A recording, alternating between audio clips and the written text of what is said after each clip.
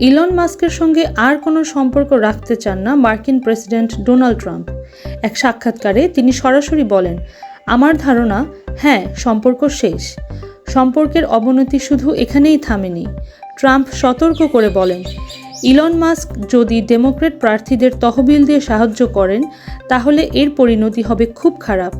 কিন্তু কি সেই পরিণতি? এ নিয়ে আর কিছু বলেননি ট্রাম্প।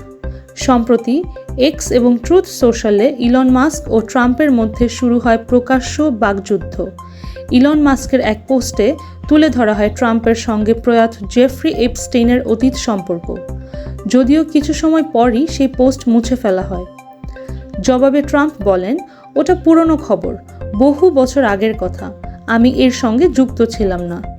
তিনি আরও বলেন, মাস্ক প্রেসিডেন্টের পদটির প্রতি অসম্মান দেখিয়েছেন।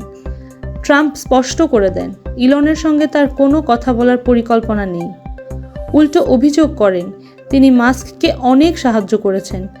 এখন ভাবছেন ইলনের ভর্তুকি ও সরকারি চুক্তিগুলো বাতিল করা উচিত। তবে এই সিদ্ধান্ত এখনও চূড়ান্ত নয়।